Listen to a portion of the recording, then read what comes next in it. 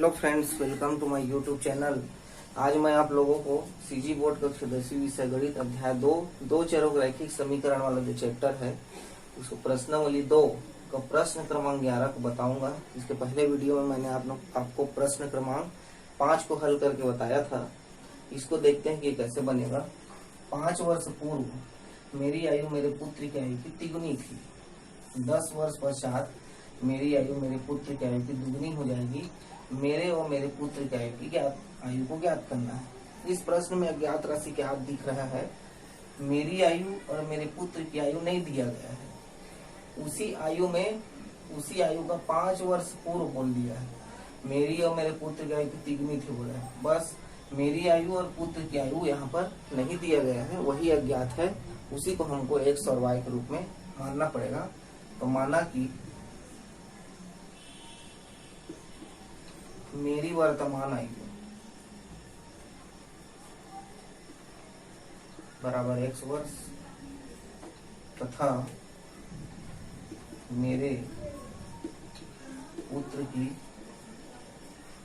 वर्तमान आयु बराबर y वर्ष। इस प्रश्न में भी 2 कंडीशन दिया है। एक तो 5 वर्ष पूर्व मेरी आयु मेरे पुत्र की आयु की तिगुनी थी बोल रहा है। तो हम तो अभी की आयु माने हैं, वर्तमान आयु। तो क्या करना पड़ेगा, दोनों की आयु 5 साल पहले कितनी थी ये निकाल लेना पड़ेगा यहाँ पर। तो 5 वर्ष पूर्व मेरी आयु, प्रश्न के हिसाब से अभी मेरी आयु x है। 5 वर्ष पूर्व अगर निकालेंगे तो क्या करना पड़ेगा, 5 उससे माइनस करना पड़ेगा क्योंकि पहले बोला है। तो x माइनस 5 हो जाएगा, x माइनस 5 वर्ष हो जाएगा। इसी प्रकार 5 वर्ष पूर्व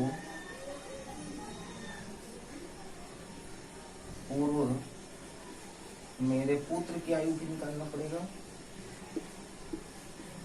पुत्र की अभी आयु है y, वर्तमान में 5 साल पहले अगर उसका निकलेगा तो y में -5 करना पड़ेगा। तो y -5 वर्ष हो जाएगा।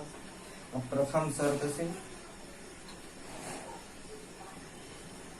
शर्त यहाँ पर है कि 5 वर्ष पूर्व मेरी आयु मेरे पुत्र की आयु की, मतलब 5 साल पहले उसकी जो आयु थी और 5 साल पहले उसके पुत्र की जो आयु थी, क्या हो जाएगा, मेरे पुत्र की आयु की तिगुनी थी बोल रहे हैं। मतलब 5 साल पहले जो पिता है उसकी आयु अपने पुत्र की आयु में तिगुनी करेंगे, जैसे 3 का गुणा करेंगे तब वो अपने पुत्र की आयु के बराबर होती है। ये इसमें दिया गया। यहाँ पर कंफ्यूजन होता है कि ये 3 का गुणा हम किसमें करेंगे। तो इसके लिए आप लोग याद रखना कि जो छोटा है, जो पुत्र है, वो छोटा होगा अपने पिता से। 5 साल पहले बोल रहा है तो पुत्र की आयु में 3 का गुणा करेंगे तब वो अपने पिता की आयु के बराबर होगा ना, क्योंकि पिता तो बड़ा रहेगा पुत्र से। तो 3 का जो गुणा है वो हमेशा पुत्र की आयु में करना है, तब वो अपने पिता की आयु के बराबर होगा। अब इसको हल करेंगे और 2 चरों के रैखिक समीकरण के रूप में इसको ले आएंगे। 3 का अंदर गुणा हो जाएगा, 3y ऋण 3 पंचे 15।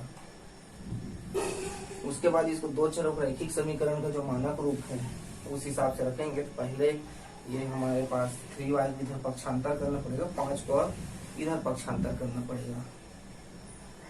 तो क्या हो जाएगा, ये x माइनस 3y, x यही रहेगा, 3y जो है पक्षांतर इधर -3y हो गया बराबर, इधर बच गया है ये ऋण 15 यहाँ बचा है, और ये ऋण 5 जो है पक्षांतर हो गया यहाँ धन 5 हो गया।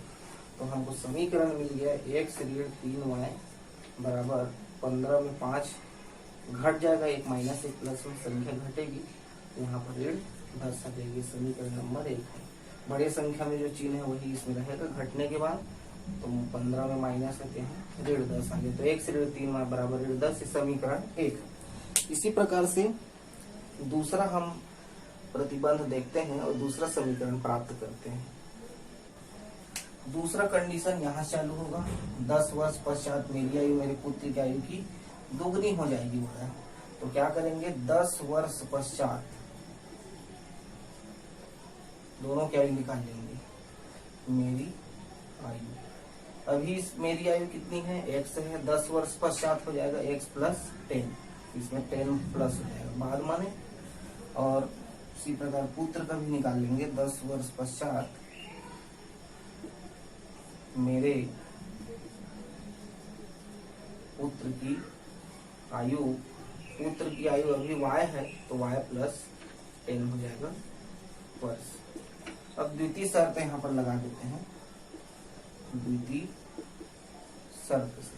दूसरा शर्त यहाँ बोला है कि 10 वर्ष पश्चात मेरी आयु मतलब x प्लस 10 और 10 वर्ष पश्चात पुत्र की आयु क्या हो जाएगा, ये दुगनी।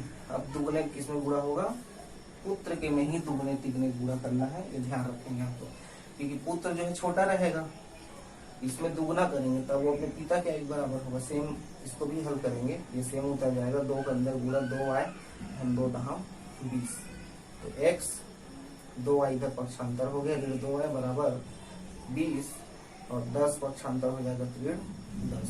तो एक तरफ x y वाले पद होना चाहिए, बराबर के बाद जो है अचर पद रहता है, तो x 2y बराबर 20 में से 10 घटेगा तो 10 आ जाएगा। ये समीकरण हमारा 2 है। तो ये समीकरण 1 है, ये समीकरण को हल करेंगे और ये समीकरण 2 है। दोनों समीकरण को किसी भी विधि से आप हल कर सकते हैं, विलोपन विधि से या प्रतिस्थापन विधि से। तो इस सवाल में हमको ये 2 समीकरण मिला है, x ऋण 3y बराबर ऋण 10 और x ऋण 2y बराबर 10। इन दोनों समीकरण को विलोपन विधि से हल करेंगे। तो विलोपन विधि में क्या है, जिस चर को विलोपित करना रहता है उसका गुणांक समान होना चाहिए। तो यहाँ पर x का जो गुणांक है वो समान है, हमें किसी भी संख्या का गुणा करना नहीं पड़ेगा, केवल क्या करना है, समीकरण 1 में समीकरण 2 को घटाने पर समीकरण 1 है x ऋण 3y बराबर ऋण 10 और समीकरण 2 है x ऋण 2y बराबर 10। दोनों को घटा देंगे। घटाने के लिए यह ध्यान देना है कि नीचे वाले समीकरण का चिन्ह बदल देना है, माइनस है तो प्लस, प्लस है तो माइनस। एक्स के सामने कुछ नहीं है तो यहाँ माइनस हो जाएगा, यहाँ माइनस लिखे, ये प्लस बन गया, ये भी माइनस हो गया, तो ये दोनों आपस में कट गए, माइनस प्लस। और 3y में से 2y प्लस में है, ये आपस में ये घटेगा, तो 3 में से 2 घट के y बराबर माइनस y हो गई, क्योंकि माइनस वाली संख्या बड़ी है यहाँ पर, इसका भी ध्यान रखना है। माइनस 10 है, दोनों आपस में जोड़ के माइनस 20 हो गया, तो ये माइनस माइनस कट जाएगा, तो y बराबर कितना हो गया, ये y का मान निकल गया। अब y का मान समीकरण 1 में रखने पर, समीकरण 1 में y का मान रखेंगे। समीकरण 1 हमारा है x ऋण 3y बराबर ऋण 10, तो x ऋण 3 y की जगह आ जाएगा 20, 20 हो जाएगा बराबर ऋण 10। x ऋण 3 20 का गुणा होगा तो 60 बराबर ऋण 10। x का मान हमको चाहिए ऋण 60 जो है पक्षांतर हो जाएगा, तो ऋण 10 धन 60 हो गया, 60 प्लस में आ गया, तो x बराबर यहाँ से मिल जाएगा 50, दोनों आपस में घट जाएंगे, बड़े संख्या का चिन्ह इसमें लगेगा, बड़ा संख्या 60 है। तो इस प्रकार हम देख रहे हैं कि अतः मेरी वर्तमान आयु x बराबर कितना मिल गया, 50 वर्ष, तथा मेरे पुत्र की वर्तमान आयु y बराबर 20 वर्ष। ये इस प्रश्न का हल हो गया। तो इस प्रकार आप सभी प्रश्नों में अज्ञात राशि को समझते हुए उसे x y के रूप में प्रदर्शित करेंगे, तथा उसमें जो प्रतिबंध दिया गया है उस प्रतिबंध का उपयोग करके 2 समीकरण प्राप्त करेंगे। उन दोनों समीकरण को किसी भी विधि से, विलोपन विधि या प्रतिस्थापन विधि है, इन विधियों से उसको हल करके सवाल को आसानी से हल कर सकते हैं। इसके अतिरिक्त अगर आपको इस प्रश्नावली में किसी भी सवाल को पूछना है तो आप कमेंट बॉक्स में जाकर पूछ सकते हैं।